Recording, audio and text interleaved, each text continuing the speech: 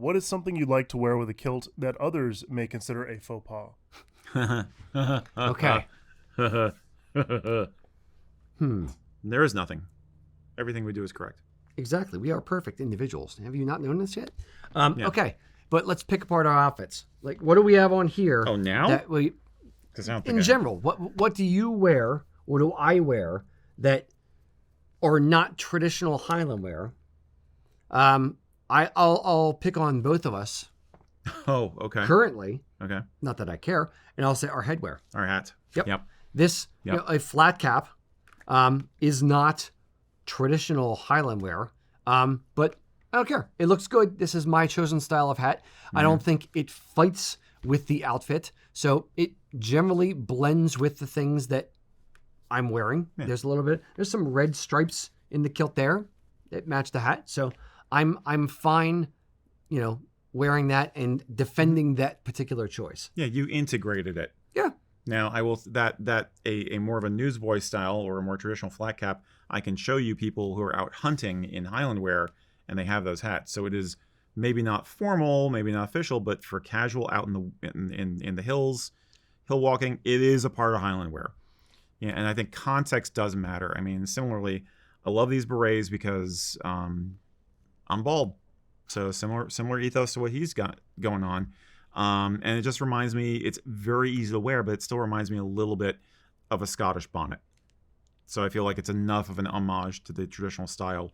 And it's me. It gives me a little something that's unique. So Agreed. the whole point about kilts and Highland wear is that it adapts to current fashions.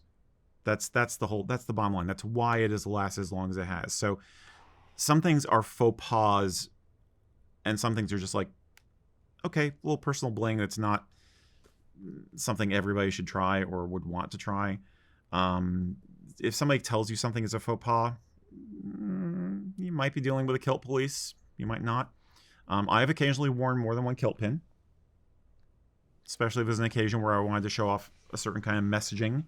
Like I'm at a convention or something, and it's like I have something that's like, 2 kilt pins because it's like, hey, I want to talk Star about Trek and Star Wars. Exactly, or I want to talk about The Mandalorian today, and I'm a Trekkie, just for fun. I'm not doing that for a formal event. Yes. Context is king. 100%. As always. Yeah. But wait, before we get to the rest of this answer, just wanted to remind you that if you like what we're doing here, there's a lot of it elsewhere on the internet. We have a Facebook group, we have Reddits, right? And we're on Instagram, and we have a blog on our website, and we do a lot of other content on our YouTube channel. So follow us everywhere. Thank you.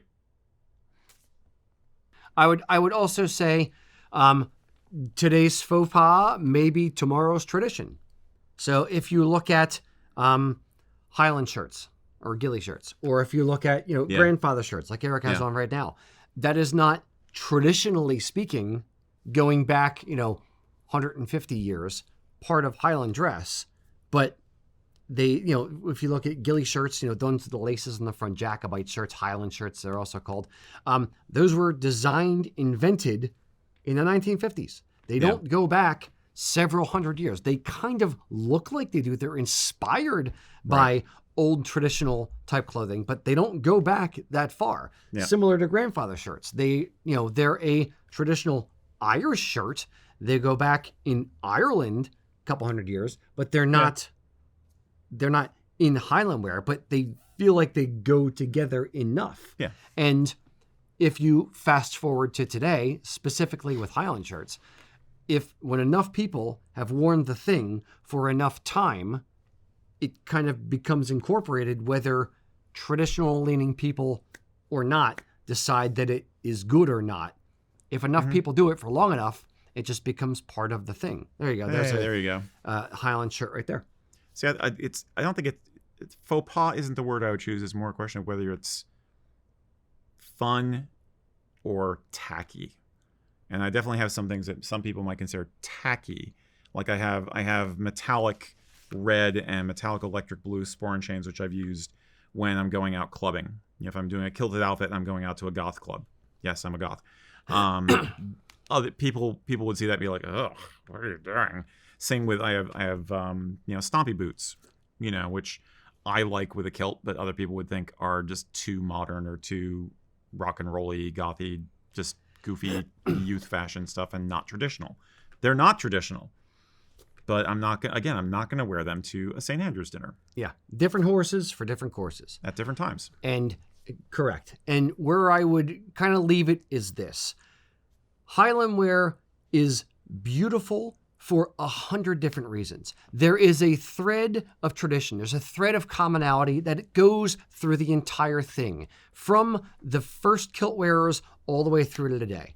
Yes, we talk about, the high point, or, where it kind of cemented in the 1920s, but that didn't mean it stopped there. Right. That meant that is what is kind of perfection for formal or for dressy kind of events. Mm-hmm. It doesn't mean you can't make it your own. It doesn't mean that it can't continue to evolve.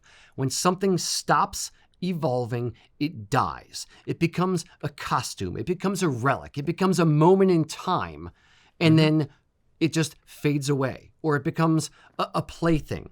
Now, if you continually incorporate it through fashion, through evolution of different fashions, through fashion designers playing with tartan and or kilts in their own way, but you keep the same common thread, you keep that evolution, you just have branches off of the tree, that is the sign of a true, beautiful heritage, a true, beautiful national dress. I'd say a living tradition. Correct. It's a living tradition, and there's branches off of that familial tree where it can evolve, but it still always goes back to the well of tradition, and that's what keeps it grounded.